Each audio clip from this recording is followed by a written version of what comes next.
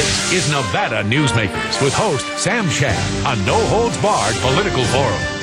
Now, from the Nevada Newsmakers broadcast headquarters, here is Sam Shad. And welcome to this special edition of Nevada Newsmakers, and we're joined by the Minority Leader of the United States Senate, Reid. Pleasure to have you here, Senator, as always.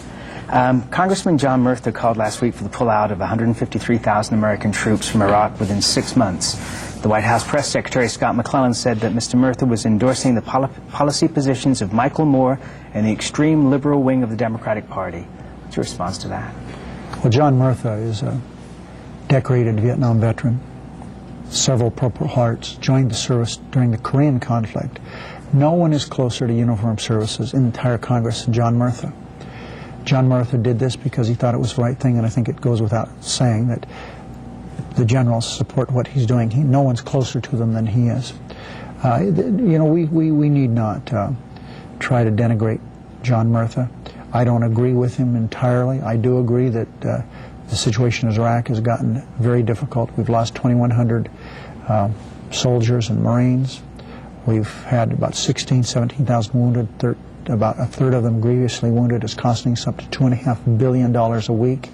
And the attacks were 200 a week. Now there's 600 a week. A year ago, 200 a week. Now there's 600.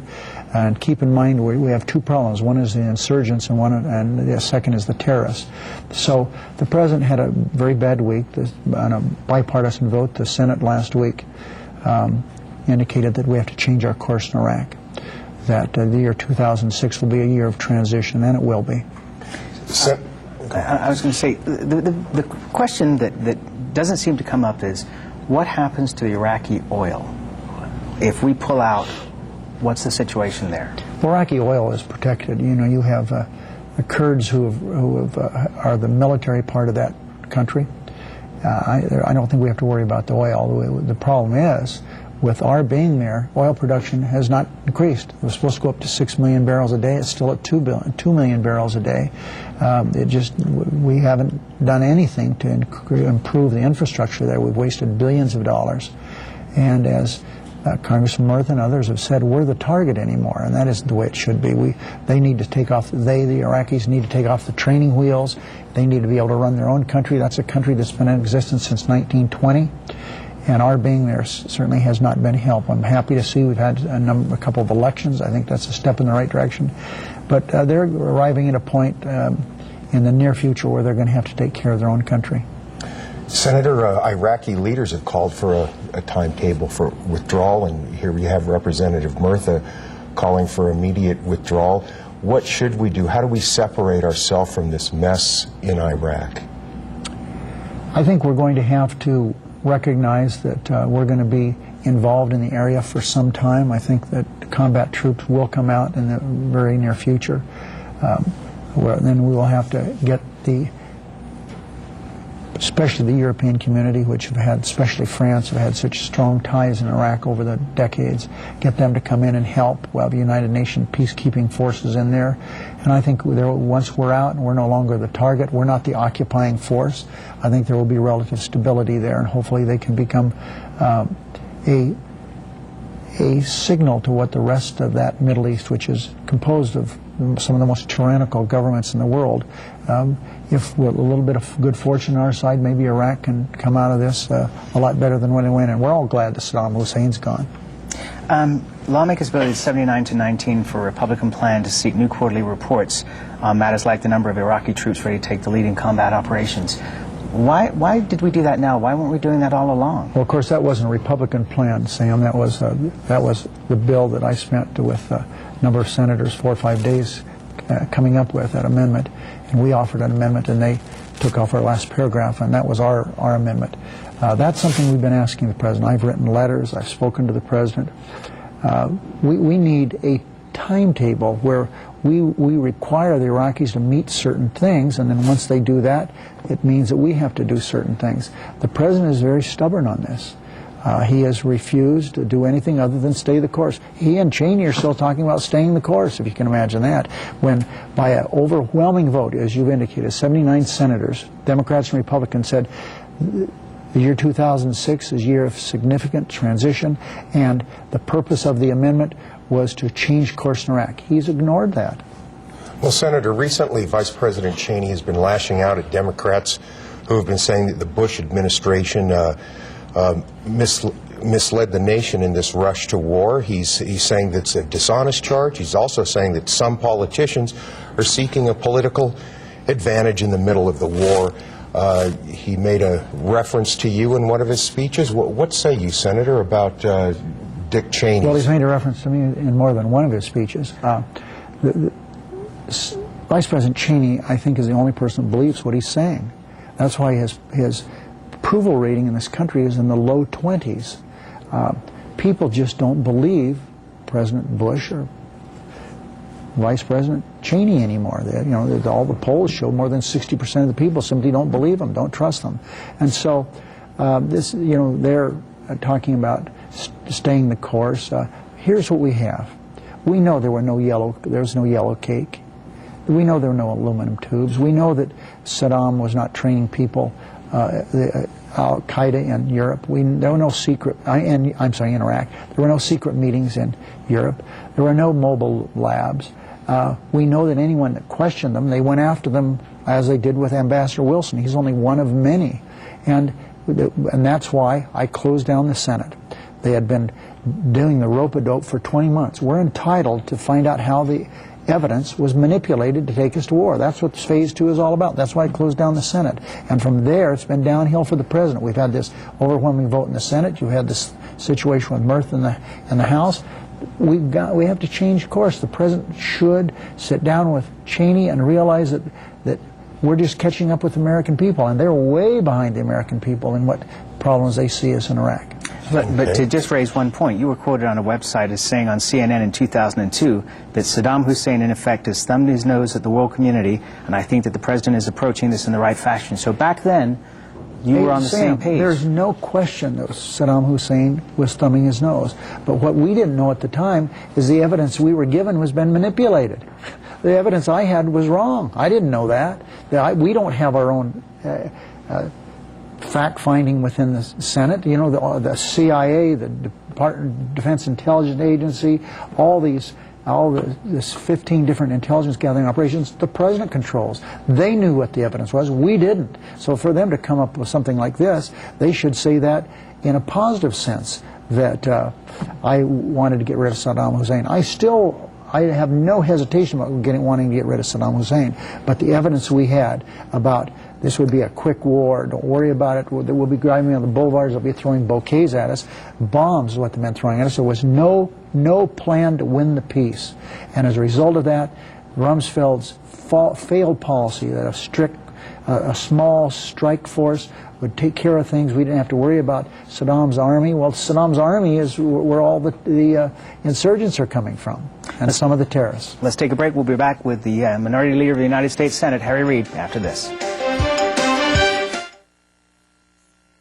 Nevada Newsmakers, brought to you in part by the Tahoe Reno Industrial Center, the world's largest industrial park, the resort at Red Hawk, and the Peppermill family of casinos. Here at the Tahoe Reno Industrial Center, we focus on attracting high-tech companies to Northern Nevada. One vital amenity provided to companies at TRI is a connection to a complete digital fiber network. This gives the ability of unlimited bandwidth and voice services to every business. And what's charged for the installation of this valuable asset? Nothing. Zero. Nada. And that's a pretty good deal. Welcome to the Tahoe Reno Industrial Center, the largest industrial park in the world, building economic prosperity for Nevadans. The resort at Red Hawk offers you two great dining choices. Experience David's Grill and Sports Bar or the Steakhouse at Red Hawk. The Steakhouse has received the Wine Spectator Award of Excellence based on a diverse selection of fine wines. To accompany the wines, the Steakhouse serves certified Angus beef steaks in a variety of cuts, fresh fish, chicken, and pasta dishes. For fun and casual dining, come to David's Grill and Sports Bar. David's is open 7 days a week, serving breakfast, lunch, and dinner. The resort at Red Hawk. Always the right choice. As an employer, did you know you can be held liable for negligent hiring? A background screening by Employer Links can uncover criminal records, like alcohol and drug convictions. It can verify the applicant's education, driving records, and professional licenses. Employer Links can check civil records, registered sex offender records, and Social Security fraud. Hiring the right person shouldn't be a gamble. Call Employer Links. Employer Links, protecting your investment. My family started this business 27 years ago. We work hard to serve our customers and our community. But it's getting harder and harder to keep the doors open. For example, our workers' comp is going through the roof. Isn't anyone on my side anymore? The Retail Association of Nevada is. If you're a small business owner, we can cut your workers' comp by up to 50%, lobby for your interests, and keep you informed. Put us to work today.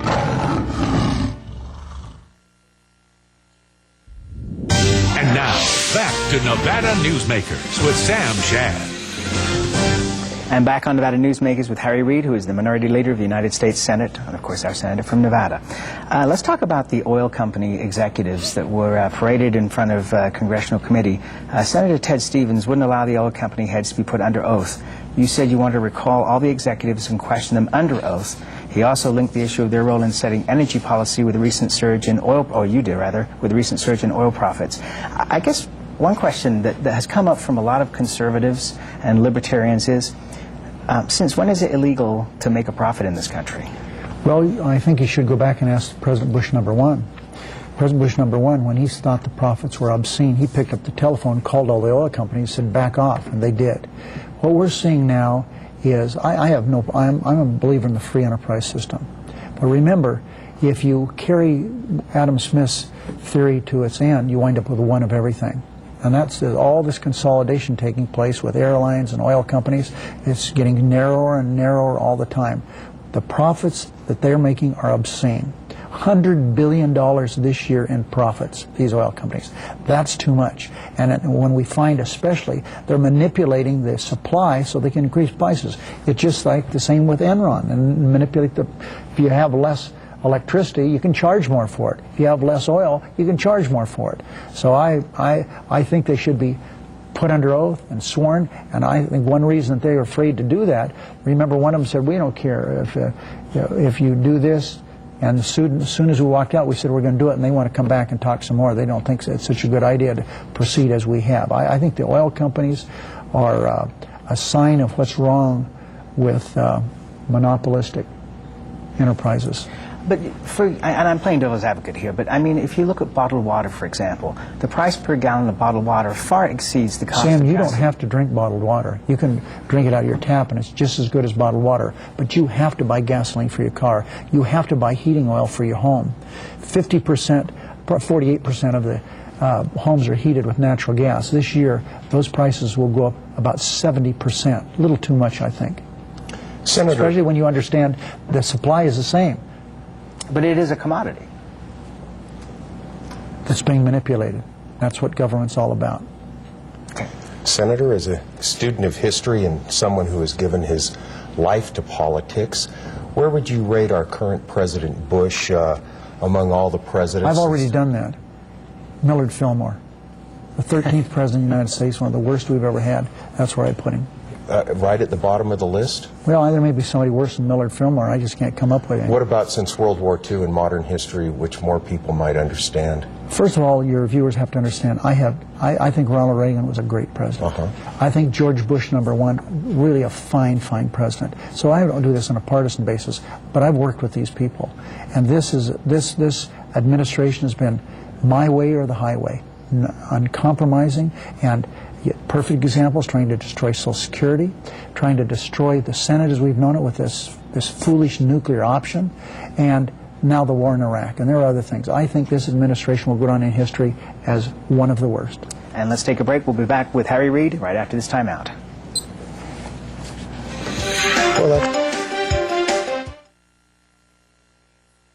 For a videotape copy of any Nevada Newsmakers program, call 775-857-2244. The tapes are $20 each, including shipping. Since its creation more than a decade ago, the Southern Nevada Water Authority has focused on 3 goals: preserving water quality, improving water conservation in Southern Nevada, and meeting the community's current and future water needs. Through thoughtful planning, responsible management, and collaboration, it's succeeding. As we move into the 21st century, the authority continues to embrace sustainable water development and efficient water use. That's our promise to Nevada. I tell you, John, this industry has really changed. Tell me about it. You seem to do pretty well last year. What's your secret? No secrets. Although I'll tell you something. The smartest thing I did was sign up with Pro Group Management. Really? Yeah, they do workers' comp, right? Yeah, their services are great. And get this, they saved me 30%. I've heard they saved others 50%. That works for me. Pro Group Management. Finally, workers' comp that works for you. Reno's best dining values are all at one casino, the Pepper Mill. You can enjoy great savings on our popular specials. Pepper Mill's coffee shop offers daily lunch specials, low-carb dining, and all your favorite comfort foods. You'll find sensational lunch specials featuring Reno's freshest seafood, sushi, pasta, and more at Oceano. And early bird specials at Reno's Premier Steakhouse and Romanza Ristorante Italiano. The best values are at the Pepper Mill. Where are you dining? And now, back to Nevada Newsmakers with Sam Shad. And back here with the Minority Leader of the United States Senate, Senator Harry Reid. Let's talk about an issue that's come up over the last couple of days. A government watchdog group has asked Congress to investigate whether lawmakers broke ethics rules by taking action that benefited lobbyist Jack Abramoff's tribal clients while accepting political donations from the lobbyists or the tribes. Democracy 21 urged the House and Senate Ethics Committees to investigate following an AP story that last week found several members of Congress intervened with letters to Interior Secretary Gail Norton within days of receiving large contributions from tribes represented by the lobbyist or using Abramoff's restaurant for fundraising. The lawmakers urged Norton to reject the Jenna tribe of Choctaw Indians' bid for a new casino in Louisiana. Some of Abramoff's tribal clients wanted to stop the project because it would compete with their casinos. And on the list included House Speaker Dennis Hastert and yourself, Senator. I think the Ethics Committee should look into this. I think that John McCain and Byron Dorgan's Indian Affairs Committee in the Senate should look into it. I think it's totally appropriate. I think it should be done. But as far as Indian gaming, as you know, I've led the charge against Indian gaming over the last 15 years. Actually, it's been longer than that. So I've written lots of letters about Indian gaming, Class 3, casino-type gaming. So I welcome any investigation. I think it would be good. I don't think we know yet of the tentacles of Abramoff, how he corrupted and attempted to corrupt government. Do you have any kind of relationship with him? Never met him, never been to his restaurant. Fair enough. Senator, a recent Democratic Senatorial Campaign Committee report shows that Nevada Senator John Ensign has voted with the Bush administration's agenda 100% of the time in 2004. Now, you just got done criticizing the Bush agenda. What do you think about your friend Senator Ensign? What was my percent with the Bush administration? I did not look that up. This has just turned into a comedy show. I think it's about 0. John Ensign and I work very well together. We don't criticize each other privately or publicly. And John Ensign's voting record is John Ensign's voting record, mine is mine, but I would never, ever comment on his voting record. But, Senator, what about the Congress as a whole? It seems that it's controlled by Republicans, and it's with the Bush administration, it's almost like a Stepford Congress that what the administration lays out, Congress votes it. I think what you're finding in recent weeks, that's changing. I think that, for example, J.D. Hayworth, one of the leaders of the Republicans in the House, said he wouldn't want to be seen publicly with President Bush. Yes, he did. Rick Santorum changed his schedule so he would not have to be seen with President Bush in Pennsylvania. They couldn't pass the labor HHS bill. They lost Republicans on that. You've got Tom DeLay, who's been indicted, convicted of ethics violations 4 times. You've got the majority leader in the Senate under investigation civilly and criminally. You have the man in charge of letting contracts for the White House, $300 billion worth each year. He's led away in handcuffs, first time in 135 years that a member of the White House has been indicted, White House personnel. I mean, you know, this ship is crumbling around them, and you're going to have Republicans, House, Senate members running from this administration because when somebody's approval rating, like Cheney's, is in the 20s, he's not somebody you want to go have dinner with. I understand that some have been laden and numbers are higher at this point, but that's just a poll I heard. I heard today that he may have died in the earthquake that they had in Pakistan. Seriously. Really? And if that's the case, I don't certainly wish anyone harm, but if that's the case, that's good for the world. Indeed. The previous portion of this conversation, to capture Congress in next year's midterm elections, you need to pick up 6 seats in the Senate and 16 in the House, modest swing by post-war standards. And it's in the 6th year of a presidency that we can all acknowledge is not having a good time. What do you think the chances are of being able to recapture either of the houses? Well, a year ago, it would have been very difficult. Now it's not going to be as difficult. All of our incumbent Democratic senators are ahead by at least 10 points. Our challengers in Pennsylvania, Santorum's behind by 18 points. In Ohio, the Republican governor's approval rating is the lowest in the history of polling, 11%. I think we're going to pick up that seat. We have a real good shot in Montana, Arizona, Missouri, Rhode Island, Tennessee, and we're looking at some states that we weren't going to look at before, like Utah and Mississippi. And what about John Porter's seat? Well, you know, the House is somebody else's responsibility. I have a lot to do in the I believe Senate, he's stuck, but John Porter will have an opponent. Senator Osama. Actually, if we may, thank you for at least adding that. We'll take a break. We'll be back with more with Minority Leader of the United States Senate, Harry Reid, right after this. This is Nevada Newsmakers. How long does it take to get to the Tahoe Reno Industrial Center, the world's largest industrial park? Well, it's just 10 minutes east of Reno Spark on Highway 80, just minutes from the airport. And under construction is an interchange linking I-80 to TRI's 4-lane USA Parkway. And soon, this parkway will connect Interstate 80 to Highway 50. How far is the world's largest industrial center from your home? It's a lot closer than you think. Welcome to the Tahoe Reno Industrial Center, building economic prosperity for Nevadans. The Nevada Beer Wholesalers encourages the responsible consumption of beer.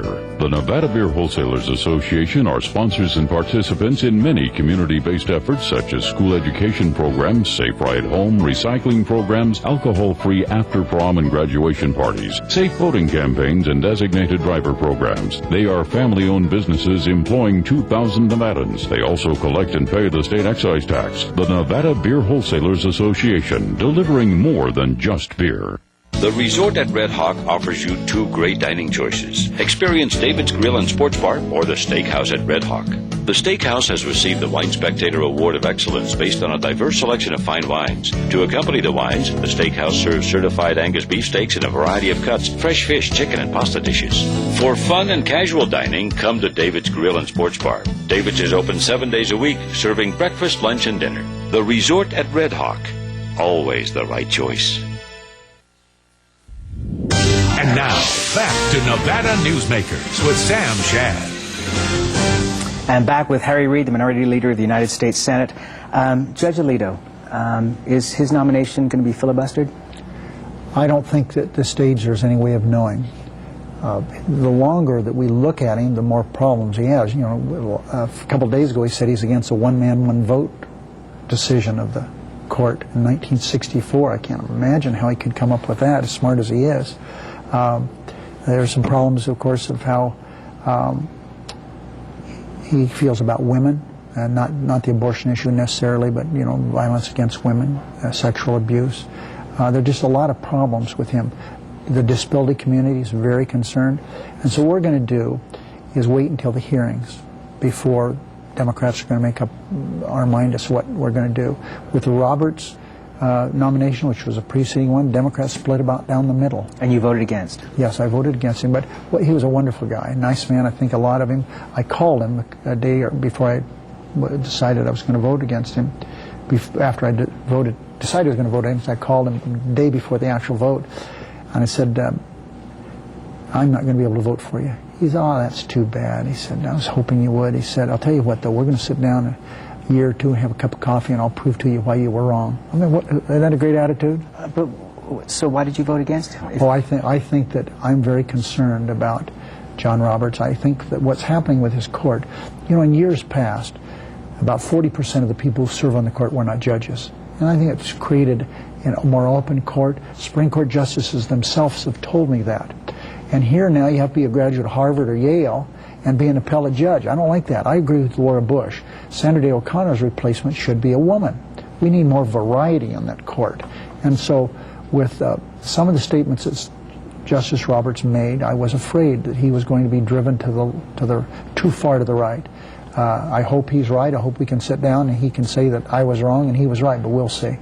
You know, Senator Harriet Miers, she was not part of the Harvard-Yale Potomac in crowd. She was from Texas. And she wound up in the garbage can. The radical right, as Jack Danforth, Republican senator from Missouri, said, and Bush's ambassador to the United Nations, said that it proved that the radical right had taken over the White House, and that does not represent what Republicans want.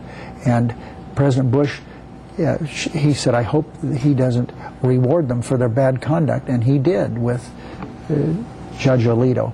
Jack Danforth is right. What's happened to the court is wrong. We need to get a more open court.